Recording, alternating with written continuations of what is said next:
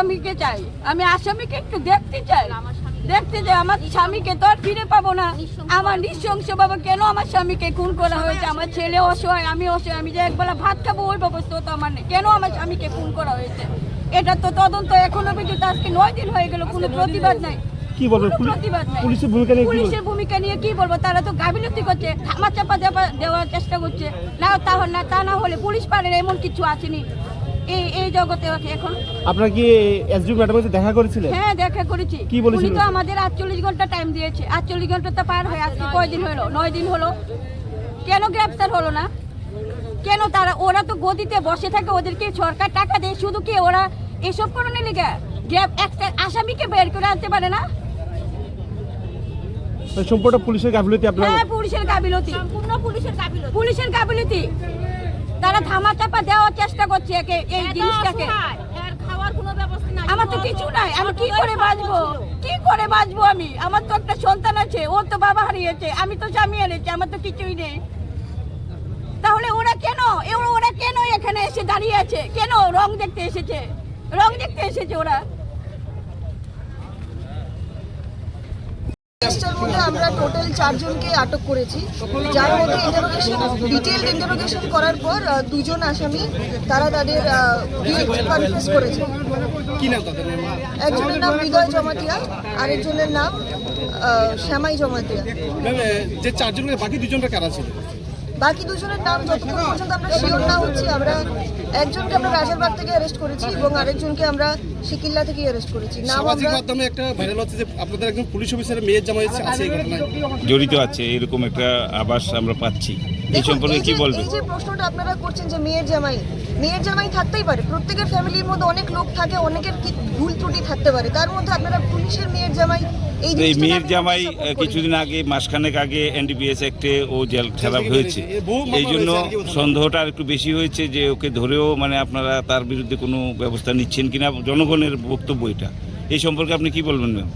এরকম এনডিপিএস এর তার যদি ট্রায়াল চলে থাকে সেটা কোর্টের ব্যাপার, কোর্টের মধ্যে তাকে কি করে ট্রায়াল করা হচ্ছে, তার মধ্যে তাকে পুলিশের মেয়ের জামাইয়ের সঙ্গে লিঙ্ক করা, it is a wrong question and disgraceful question. এইটা থেকে উঠছে, সমাজ থেকে কথাটা উঠছে, যে আমাদের কানে এসছে কথাটা।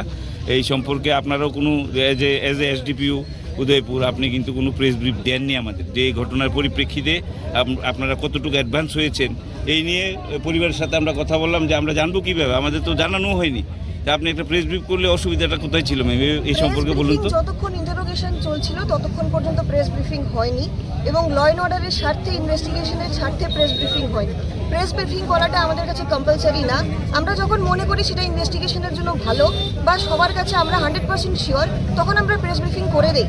এখন পর্যন্ত আমাদের কাছে কালকে যখন আমরা জেনেছি যে সে কনফেস করেছে, অ্যাকর্ডিংলি আমরা 1-2 জন প্রেসের লোকদেরকে আমরা জানিয়েছি, এমন না যে কেউই জানে। এটা স্পর্শকাতর বিষয়, এই বিষয়ে তো আপনার ম্যাডাম ইমিডিয়েটলি একটা প্রেস মিট করা উচিত ছিল, বা আপনি এই ব্যাপারে কি করবেন প্রেস মিট?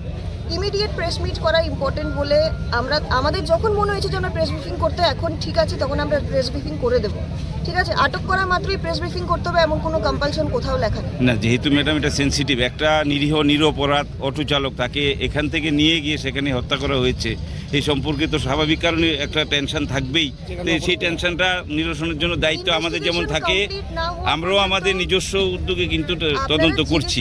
আপনারা জিজ্ঞেস করেছেন, দ্যাট ইজ গুড, কিন্তু আমরাও আমাদের মতো ইন্টারোগেশন করছি। হাফ ওয়ে ইন্টারোগেশনের মধ্যে আমরা প্রেস ব্রিফিং করতে পারি না। হাফ ট্রুথ জেনে আমরা প্রেসকে কি বলবো? আমরা যখন অবরোধ তোলার জন্য ওদেরকে আবেদন করলাম, বললো না ম্যাডাম তো কোনো প্রেস মিট করেনি, আপনাদের মাধ্যমে আমরা জানতে পারি না, পুরা কথা শুনছি আমরা। তাই যার জন্য আমি আপনাকে ফোন করলাম যে আপনি একটু ইমিডিয়েট আসলে হয়তো পাবলিকের যে অসুবিধাটা সেটা আর একটু তাড়াতাড়ি উঠিয়ে নেওয়া যেত। তো ঠিক আছে, আপনার কথা আমি মানি, কিন্তু যতক্ষণ পর্যন্ত আমরা নিজে শিওর না হচ্ছি, প্রত্যেকটা জিনিস আমাদের কাছে ক্লিয়ার না, ততক্ষণ পর্যন্ত প্রেসের কাছে ডাকিয়ে বলা এটা ভুল তথ্য যেত। ঠিক আছে, আশা করি এই জিনিসটা আপনারা বুঝেন যে পুরোটা না জেনে আধা ট্রুথ বলা, it would give a wrong message. না, আপনাদের যখন কোনো অ্যাচিভমেন্ট থাকে ম্যাডাম 2 জন আসামি গ্রেফতার হয়েছে এবং তাদেরকে আজকে কোর্টে ফরওয়ার্ড করা হবে, কোর্টে প্রডিউস করা হবে। এখন তাদের বক্তব্য হচ্ছে করা হয়েছে। এই ঘটনার সাথে জড়িত তদন্ত করে দেখছে পুলিশ। না বলছি তাদের যারা এখানে তারা অ্যারেস্ট করছে। যারা পথ অবরোধ করেছেন তাদের বক্তব্য হচ্ছে পুলিশের ঊর্ধ্বতন কর্তৃপক্ষ যথা মহকুমা পুলিশ আধিকারিক অথবা এসপি তাদেরকে এখানে আসলে তারপরে তারা পথ অবরোধ তুলে নেবেন। এখন এই প্রসঙ্গে আপনি ঠিক আছে, আমি জানাচ্ছি। আচ্ছা। অথরিটিকে জানাচ্ছি।